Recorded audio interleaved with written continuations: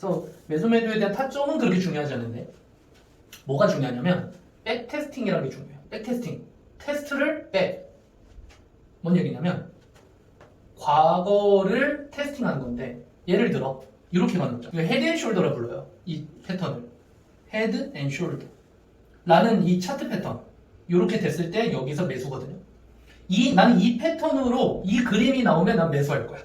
라고 이제 결정을 했어요. 그러면 뭘 해봐야 되냐면 이 그림이 나왔을 때마다 여기 매수를 하면 과연 과거에는 얼마의 승률이 나오는가. 이게 이거잖아요. 가설이잖아요. 가설. 이 자리에서는 수입이 날 거야. 근데 한 번 나왔다고 해서 그걸 계속 쓰면 안 되죠. 모르는 거잖아요. 이때만 그랬을 수 있잖아요. 그러면 그 과거의 모든 이런 그림 있는 걸 다 찾아야 된다. 그리고 그때마다 매수했을 때 수입이 났는지 손해를 봤는지를 체크해야 돼요. 그게 백테스팅이라는 거예요. 백테스팅 10번. 이거는 신뢰도가 있을까요? 없을까요? 없습니다. 훨씬 많이. 네, 보통 쿼트에서 백테스팅은 1000번 정도로 봐요. 과거에 이런 그림이 나왔던 걸 1000개를 찾아서 다 여기서 매수했을 때 수입이 나는지 안 나는지를 해서 승률이란 걸 찾죠. 또 그것도 만들어 놓은 사람들이 있어요. 예를 들어 미국 나스닥 차트 기준으로 헤드앤숄더는 승률이 60%다. 뭐 이렇게 조사해 놓은 사람도 있고 이거를 프로그램으로 해줍니다. 요즘은 되게 좋은 게 이 백테스팅을 제가 일일이 안 해도 되고요. 프로그램 상으로 해줘요. 그래서 과거에 이 방법으로 1000번을 거래를 해보니 승률은 40%고 손익비는 1.5다. 뭐 이렇게 얘기를 컴퓨터가 알아서 프로그램 해줍니다. 그러면 이 방법으로 계속 거래를 했을 때 나는 내 자산이 우상향할까 우하향할까 이거를 충분히 알아낼 수 있어요.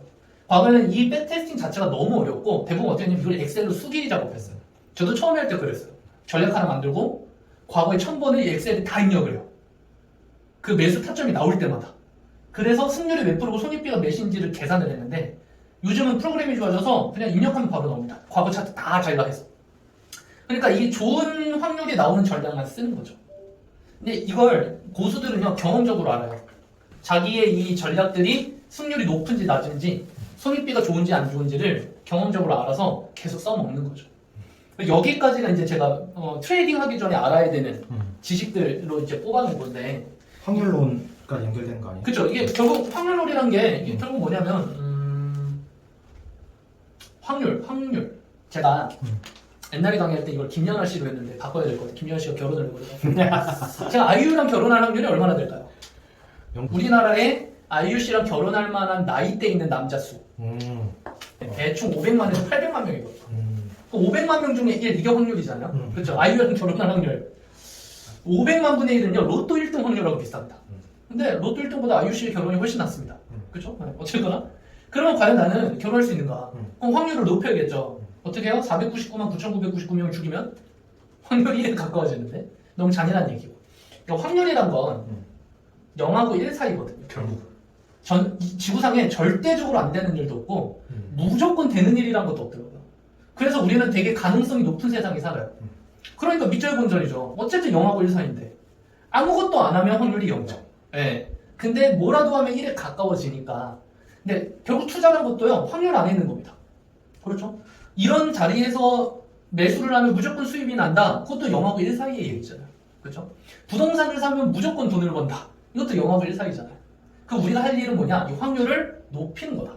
이게 이제 결국 투자하는 거죠. 확률놀이라는 게 이런 겁니다. 그죠? 제가 왜 맨날 운동을 하고 책을 읽고 돈을 왜 더 벌까?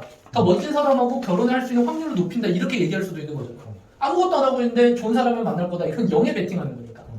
똑같이 투자를 할 때도요. 확률을 어떻게 하면 더 높일 수 있을까에 대한 고민이에요.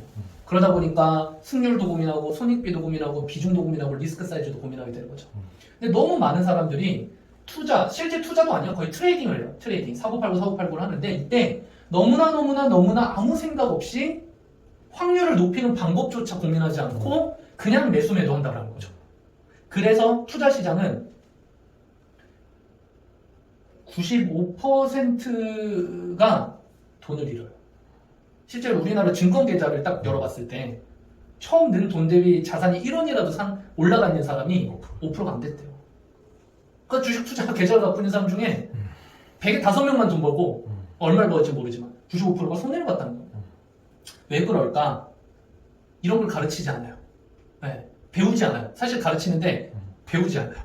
네, 그렇다면 이런 걸 알고 진행하는 게 필요하다라고 생각을 했고, 근데 이거를 알아도요, 실제 매수를 누를 때 사람의 감정이란 게 이 배운 대로 못합니다. 그게 너무 어려운 문제더라고요. 다 아는데 갑자기 막 가격이 오르니까 매수해버려요. 내가 알고 있었던 지식을 다 무시해버려요. 그래서 문제가 생기죠. 네. 그래서 이 내용들이 투자에 되게 도움이 됐으면 좋겠고, 그래서 저는 어떤 결론을 내렸냐면, 감정을. 미국 주식은 트레이딩을 하지 말자라고 저는 판단을 했어요.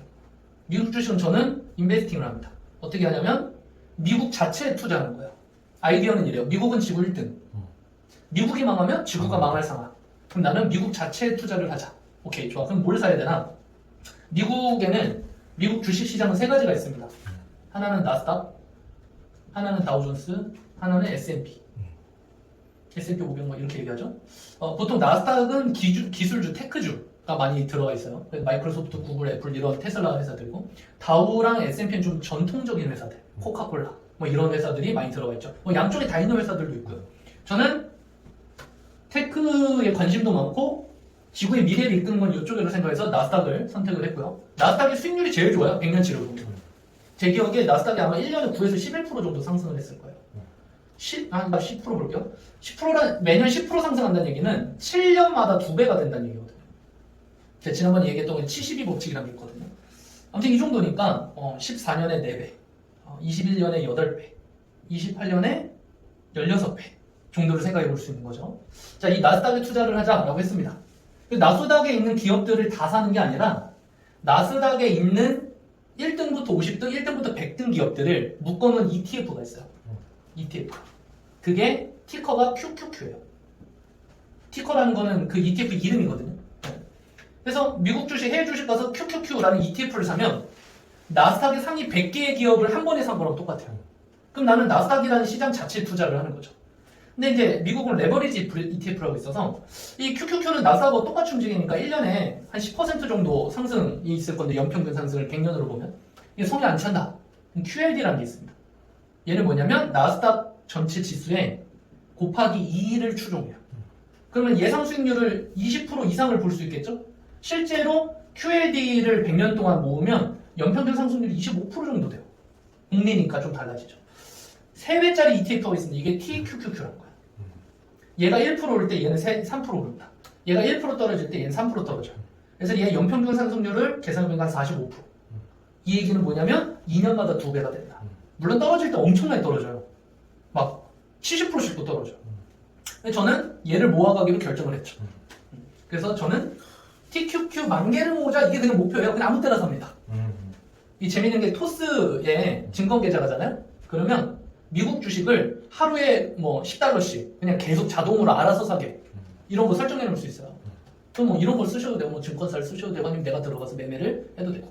그래서 이 투자, 이런 투자 하나 하고 있고요. 이건 이제 미국 주식이고, 코인은 수동 매매를 할 수 있고 자동 매매를 할 수 있는데, 수동 매매란 건 결국 내가 사고 파는 거잖아요. 근데 저는 이거 포기했습니다. 엄밀히 말하면 완전 포기는 아니에요. 저도 하긴 해요. 근데 자동 매매는, 자동 매매 제가 전략을 여러 가지 갖고 있어요. 이 전략마다 수익률하고 손익비가 다 다르지만 결국 우상향 한다라는 걸 백테스팅을 했으니까 수동 매매도 이 전략 중에 하나인 거예요. 근데 이건 제가 하는 거고 나머지는 프로그램이 해주는 거죠. 언젠가는 제가 수익률하고 손익비가 이들보다 좋아지면 이걸 계속 하겠지만 아직까지 못 이기고 있습니다. 그래서 심심할 때만 하죠. 이렇게 자동 매매로 만들어 놓으면 편한 게 뭐냐면, 우선 시간적인 부분 참 좋고요, 감정적인 부분에서 참 좋아요. 올라도 힘들고 내려도 힘든 게 투자다. 근데 자동으로 맡겨놓으니까 이제 계좌를 안 보죠. 리밸런싱 할 때 뭐 한 달에 한 번 이쯤 보고 거의 계좌를 안 봐요. 그러니까 제 시간적인 여유도 생기고 개인 사업을 더 열심히 해서 남는 자금을 이쪽으로 계속 넣는 형태로 투자를 만들어가는 거 굉장히 편안해졌고, 저는 이게 잘 맞아서 이쪽으로 계속 하고 있습니다.